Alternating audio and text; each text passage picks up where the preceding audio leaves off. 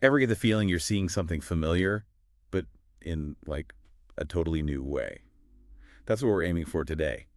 A deep dive into your lectures on the political economy of media. Basically how propaganda and all that shapes how we see the world. And how we form a consensus about, well, everything, really.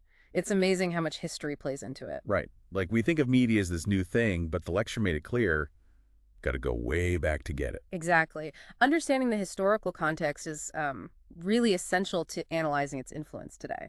They use this term, revisionist history. The example was this historian, E.P. Thompson. Oh, right. He was studying wars, but not just from the perspective of, kings and generals. Yeah.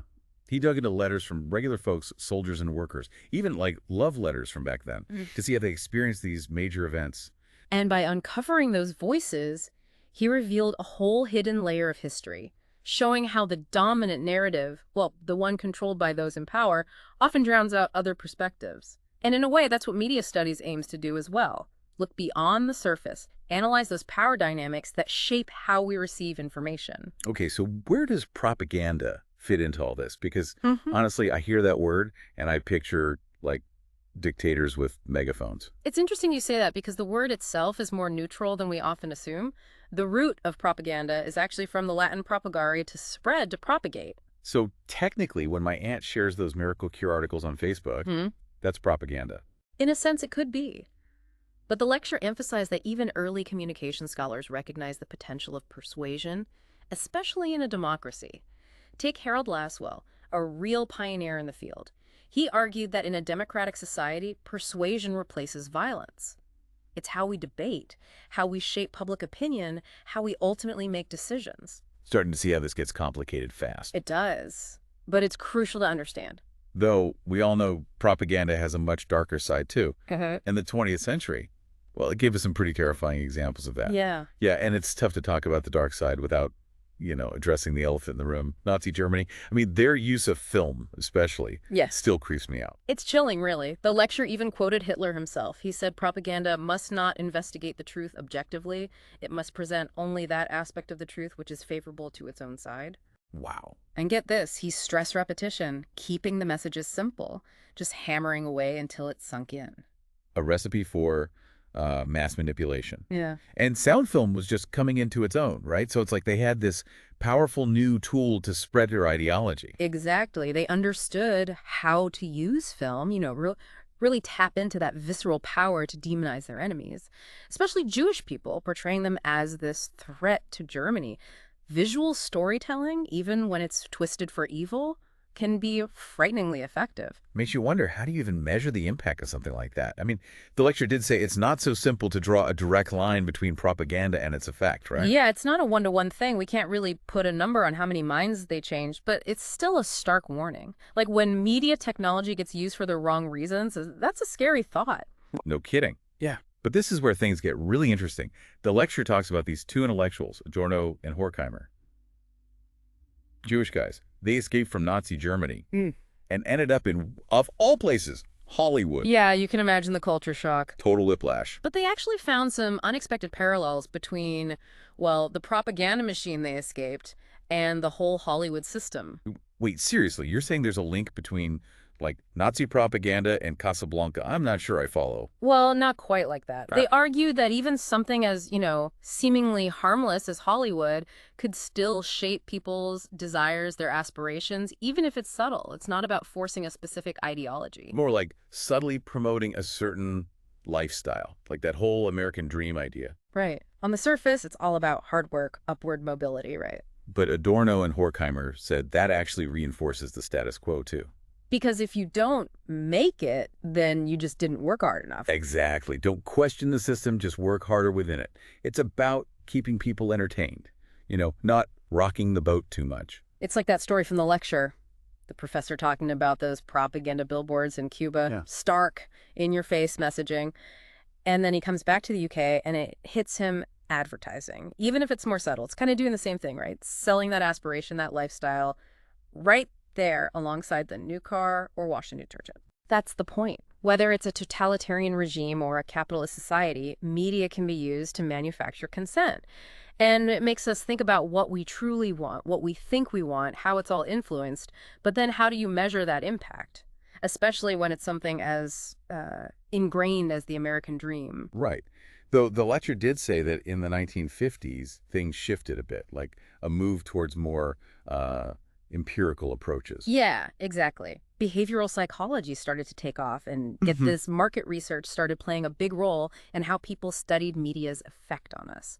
Which, if you think about it, makes sense. And it leads to some pretty interesting findings, actually. Like, for example, newspapers starting to have those women's pages. Women's pages, huh? I mean, on the surface, that doesn't sound so bad, does it? Not really, no. But it's interesting, right, when you dig a little deeper.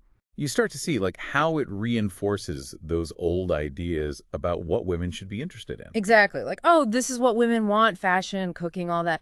But it's really about keeping things separate, Right. right? Segregating the content instead of challenging any norms.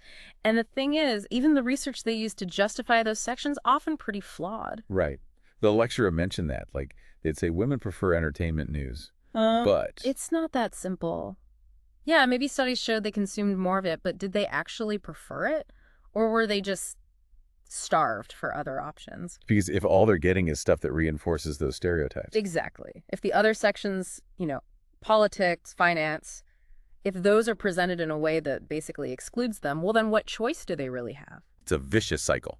Tell women what they like, only give them that one thing, No. and then use those results to be like, see, we were right. Exactly. And it's not just an old problem either. Even today, research can fall into those traps. Like even that really respected organization, the Reuters Institute, the lecturer mentioned they put out research that, well, kind of reinforced those same stereotypes about women preferring entertainment news. It all comes back to framing, right? The questions you ask, the way you set up the research. Garbage in, garbage out. Pretty much. So this all ties into a bigger point, doesn't it?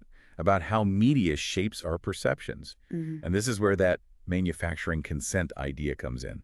Honestly, I'm still wrapping my head around it. What does that even mean, really? Yeah, it's a big one. But basically, Stuart Hall, he was a media scholar, and he was saying media doesn't just reflect our reality, it actively shapes it. So it's not just telling us what to think.